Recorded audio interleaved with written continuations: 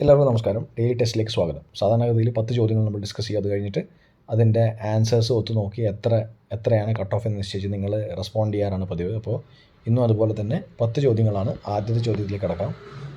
Burma ഇന്ത്യയിൽ നിന്നും വേർപിരിക്കപ്പെട്ട വർഷം ഏതാണ്? ബർമ്മ, മ്യാൻമർ എന്നിപ്പോൾ വിളിക്കുന്ന ബർമ്മ ഇന്ത്യയുടെ ജോഗ്രഫിക്കൽ ടെറിട്ടറിയിൽ നിന്നും വേർപിരിക്കപ്പെട്ട വർഷം ഏതാണ് എന്നാണ് ചോദ്യം ആദ്യത്തെ. 2, പിറ്റ്സ് ഇന്ത്യ ആക്ട് വർഷം ഏതാണ്? പിറ്റ്സ് ഇന്ത്യ ആക്ട് കേട്ടിട്ടില്ലേ? റെഗുലേറ്റിംഗ് ആക്ടിന് ശേഷം വന്ന പിറ്റ്സ് ഇന്ത്യ ആക്ട് ഏത് വർഷമാണെന്നാണ് ചോദ്യം 2. 3, ആദ്യ കൗൺസിൽ ആക്ട് ഏത് വർഷമാണ്? ഏത് വർഷമാണ് ആദ്യ കൗൺസിൽ ആക്ട് നിലവിൽ വന്നത്? എത്ര കൗൺസിൽ ആക്ട് ഉണ്ട്? 3 കൗൺസിൽ ആക്ട് ഉണ്ട്. അതിലത്തെ ആദ്യത്തെ കൗൺസിൽ ആക്ട് ഏത് വർഷമാണ്? സതി നിരോധിച്ച ഗവർണർ ജനറൽ ആരാണ്? സതി എന്ന സമ്പ്രദായം നിരോധിച്ച ഗവർണർ ജനറൽ. വളരെ ഈസി ആയിട്ടുള്ള ചോദ്യമാണ്. 5ാമത്തെ ചോദ്യം, കമ്മ്യൂണൽ അവാർഡ് എന്ന പ്രഖ്യാപനം ഏത് വൈസ്രോയുടെ കാലഘട്ടത്തിലാണ്? കമ്മ്യൂണൽ അവാർഡ് വളരെ ഇമ്പോർട്ടൻ്റ്. 1932 കമ്മ്യൂണൽ അവാർഡ് പ്രഖ്യാപിച്ചത്. ഏത് വൈസ്രോയി ആയിരുന്നു ആ സമയത്ത്? 6, അദാനി ഗ്രൂപ്പുമായി ബന്ധപ്പെട്ട വാർത്തകൾ വരുന്നുണ്ട്. ഷെയർ മൂല്യം കുത്തനെ ഇടിയുന്ന സാഹചര്യം നിലവിലുണ്ട്. RBI ആണ് ഷെയർ മാർക്കറ്റ് സംബന്ധമായ കാര്യങ്ങൾ നിയന്ത്രിക്കുന്നത്. ശരിയോ തെറ്റോ?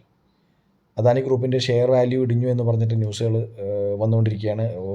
അദാനി ഗ്രൂപ്പിൻ്റെ പല കമ്പനികളും ഷെയർ മാർക്കറ്റിൽ അതിഭീകരമായ അവസ്ഥയിൽ അതിൻ്റെ ഷെയർ വാല്യൂസ് താഴെ പോവുകയാണ്. അപ്പോൾ ഇങ്ങനെയുള്ള ഷെയർ മാർക്കറ്റുമായി ബന്ധപ്പെട്ട കാര്യങ്ങൾ, ക്യാപിറ്റൽ മാർക്കറ്റിൻ്റെ ഷെയർ ട്രേഡിങ്ങുമായി ബന്ധപ്പെട്ട കാര്യങ്ങൾ RBI ആണ് ചെയ്യുന്നത്, മോണിറ്റർ ചെയ്യുന്നതെന്നാണ് 6ാമത്തെ സ്റ്റേറ്റ്മെൻറ്റ് പറഞ്ഞത്. 7, സൈമൺ കമ്മീഷൻ ഇന്ത്യയിലെത്തിയ വർഷം ഏതാണ്? സൈമൺ കമ്മീഷൻ്റെ വർഷം എത്തിയ വർഷമാണ്, പ്രഖ്യാപിച്ച വർഷമല്ല. 8, 2022 ഇന്ത്യ കോമൺവെൽത്ത് ഗെയിംസിൽ ആകെ നേടിയ മെഡലുകളുടെ എണ്ണം എത്രയാണ്? 2022 കോമൺവെൽത്ത് ഗെയിംസ്. 9, ഫിയർലെസ് ഗവർണൻസ് എന്ന പുസ്തകം രചിച്ചതാരാണ്? ഫിയർലെസ് ഗവർണൻസ് എന്ന പുസ്തകം രചിച്ചതാരാണ്? 9. 10, പാലാ തണ്ണീർത്തടം മിസോറാമിലാണ് എന്ന സ്റ്റേറ്റ്മെൻറ്റാണ്. ശരിയോ തെറ്റോ? പാലാ തണ്ണീർത്തടം വളരെ ഫെമിലർ ആയി തോന്നുന്നൊരു വാക്കാണ് പാല. അത് മിസോറാമിലാണോ? പാലാ തണ്ണീർത്തടം. ഇത്രയാണ് ചോദ്യങ്ങൾ. നമുക്ക് ഓരോന്നായി നോക്കാം. ആദ്യം, ബർമ്മ ഇന്ത്യയിൽ നിന്ന് വേർപിരിക്കപ്പെട്ട വർഷം ഏതാണ്? 1937. 1937. 2, പിറ്റ്സ് ഇന്ത്യ ആക്ടിൻ്റെ വർഷം ഏതാ വർഷം? Pitt's India act 1784 Pitt's India act. ആദ്യത്തെ റെഗുലേറ്റിംഗ് ആക്ട് എപ്പോഴായിരുന്നു? 1773 1773 പിറ്റ്സ് ഇന്ത്യ ആക്ട് 1784. 3ാമത്തെ ചോദ്യം, ആദ്യ കൗൺസിൽ ആക്ട്, പോർട്ട്ഫോളിയോ സിസ്റ്റം ഒക്കെ വന്നത് ആദ്യ കൗൺസിൽ ആക്റ്റാണ്. 1861 ഫസ്റ്റ് കൗൺസിൽ ആക്ട് എന്ന് പറയുന്നത്. സതി നിരോധിച്ച ഗവർണർ ജനറൽ വളരെ എളുപ്പമാണ്. വില്യം ബെൻറ്റിക്കാണ് സതി നിരോധിച്ച ഗവർണർ ജനറൽ എന്ന് പറയുന്നത്. 5, കമ്മ്യൂണൽ അവാർഡ് എന്ന പ്രഖ്യാപനം ഏത് വൈസ്രോയുടെ കാലഘട്ടത്തിലാണ്? വില്ലിംഗ്ടൺ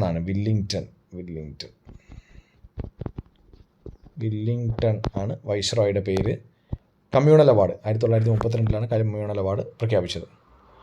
6, അദാനി ഗ്രൂപ്പുമായി ബന്ധപ്പെട്ട വാർത്തകൾ വരുന്നുണ്ട്. ഷെയർ മൂല്യം കുത്തനെ ഇടിയുന്ന സാഹചര്യത്തിൽ RBI ആണ് ഷെയർ മാർക്കറ്റിൻ്റെ കാര്യങ്ങളൊക്കെ തീരുമാനിക്കുന്നത് എന്നാണ് പറഞ്ഞിരിക്കുന്നത്. ആണോ?